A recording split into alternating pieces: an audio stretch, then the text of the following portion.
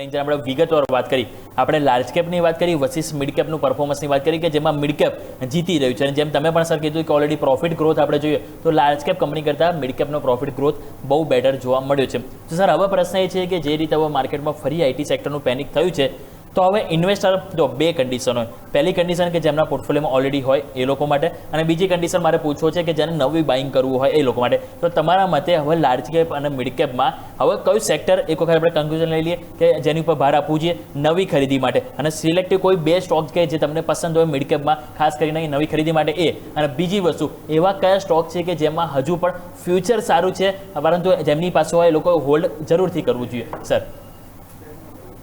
મારા મતે જો તમે બે સ્ટોક્સ કહેતા હોય કે જેમાં તમારે નિવેશ નવું કરવું જોઈએ તો એ છે પર્સિસ્ટન્ટ સિસ્ટમ અને બીજું છે કોફોર્જ.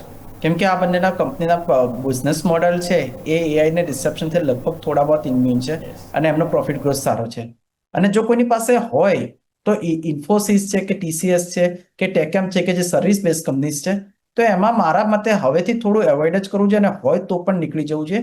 કેમ કે આવનારા સમયમાં એમના જે પણ એઆઈની લઈને એમના બિઝનેસ મોડલમાં મેસિવ ડિસ્ટ્રપ્શન થવાનું છે અને એમને ઇન્ટિગ્રેટ કરવાનું ભવિષ્યમાં કેવી રીતે કરે છે એ જોવાનું રહ્યું. આ વર્ષે તો એમના લગભગ 5-7% જેટલો જ રેવન્યુમાં ગ્રોથ થયો છે, પ્રોફિટ પણ 5% જેટલો જ થયો છે. એટલે એ એમને દેખાડી દીધું છે કે હજી એમનો આ વખતે એઆઈનું ડિસ્ટ્રપ્શન ઇટ્સ અ રિયલ થિંગ, તો એમાં નીકળી જવું જોઈએ.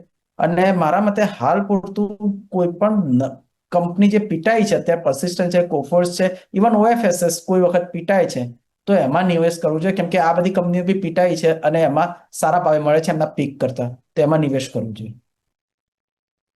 જેમ આપણને સરે બહુ સરસ રીતે સમજાવ્યું કે આપણે કઈ રીતે ક્યાં ફોકસ આઈટી સેક્ટરને કરવું જોઈએ અને જે ટેન્શનમાં કઈ રીતે આપણે ખાસ કરીને આઈટી સેક્ટર ઉપર નજરિયો રાખવો જોઈએ એ આપણે વાત કરીને જેમ સરે કીધું ઓએફએસએસ છે, પર્સિસ્ટન્ટ, આ બધા સ્ટોક છે કે જેમાં આવનારા દિવસોમાં સારું એક એક્શન આપણને પોઝિટિવ સાઈડ આપણને જોવા મળી શકે છે.